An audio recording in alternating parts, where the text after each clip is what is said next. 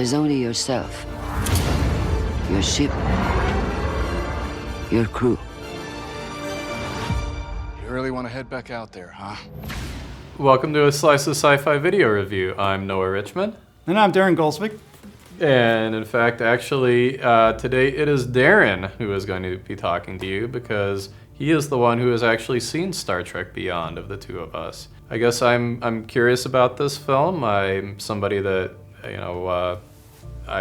I grew up watching the original Star Trek series. I think that's probably true for both of us, right? Yeah, well, full disclosure, I grew up watching the first iteration of Star Trek, but I never watched Star Trek Generations and so forth. So. Right, okay. But nevertheless, the main thing that is a question mark for me, here's this new Star Trek film, but it's by the director of the Fast and Furious.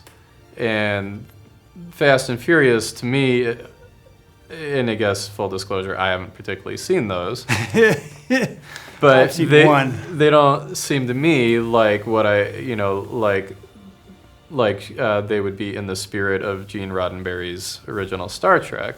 So I'm a little bit wary of it, and I'm curious for you as somebody who's seen it, does he actually succeed in managing to capture that spirit of the original Star Trek?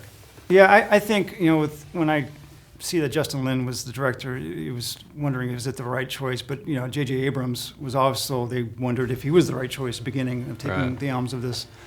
But, yeah, I enjoyed it as a casual Star Trek fan. I think the plot was done in a basic way that you don't need to have been as familiar with the previous movies, or even for that fact, the full mythology of Star Trek. So on its own, it's a much, I appreciated it. It's definitely of action first, talk second. I mean, there definitely is lots of explosions and almost to a comical level. So some people might be rubbed by that. It certainly is the existential Star Trek that I think some people want. So you do have that sense of discovery.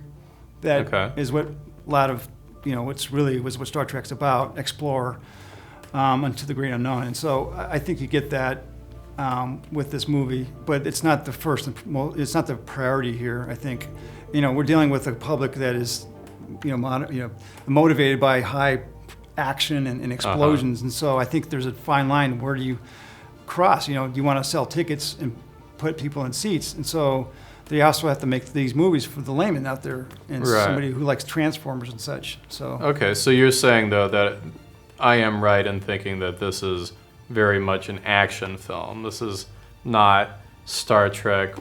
We're off exploring and having scientific conversations and encountering strange new beings and worlds that we talk to and investigate. This is definitely much more of a Hollywood action film. Yeah, I think so. I know that Simon Pegg wrote the script for this, at least with a group of writers, and he's more of a comedic writer. But I understand he's a huge Star Trek fan, so he's obviously was put in control of this for that reason. I mean, they wouldn't just, I assume, let anybody direct it. It's not like they would let, a director of Fast and Furious direct it.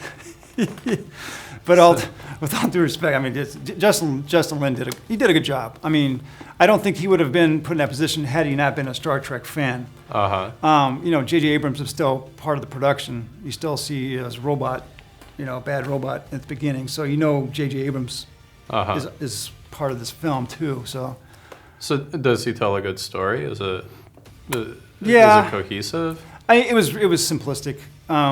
You've got when you're deep searching for something undiscovered. So you've got this introduction of this villain who is living in this undiscovered nebula that, of course, has plans to destroy humanity and the entire Starfleet.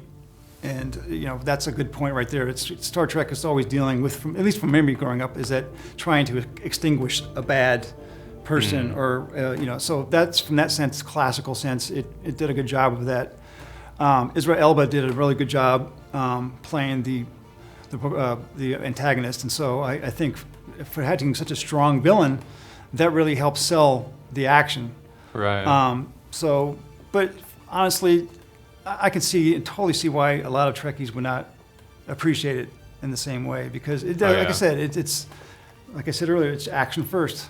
Yeah, you know?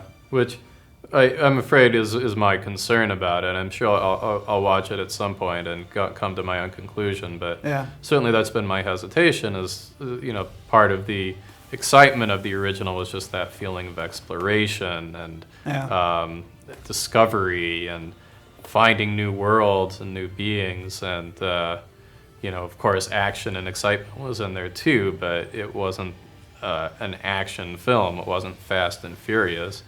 Am I correct in being concerned that this is the Fast and Furious in outer space? Oh, wow. Well, I haven't, I've only seen one in Fast and Furious, so I don't know if I can even comment on that. But for me, they're actually telling the Star Trek story in a way that I think is still entertaining.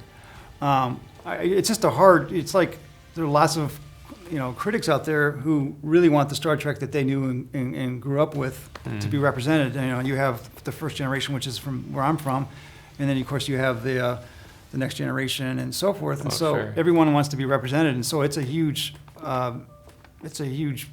mythology to deal with. I think there's going to be a sequel. I guess they've already greenlit the follow-up to this movie. And I think it's got a lot to look forward to. I think Chris Pine does an amazing job. He's becoming more and more Shatner-esque in a way. He's kind of campy like that, but he's doing a good job with it. And all the actors and actresses are doing good in their respected roles. So I enjoyed it, and that's really all you can ask. One of these days, when you ever get the chance, you might want to check it out, because you would probably appreciate it. Yeah. I know you're more of a Trek fan than I am, so it would be interesting to hear what you got from it compared to what I'm saying. You may have a totally different opinion about it, and that's what I would like to hear. So maybe hurry up and go watch it so we can talk about it. But like I said, I go out and watch it and appreciate for what it is, and you won't still be entertained by it. So go see it.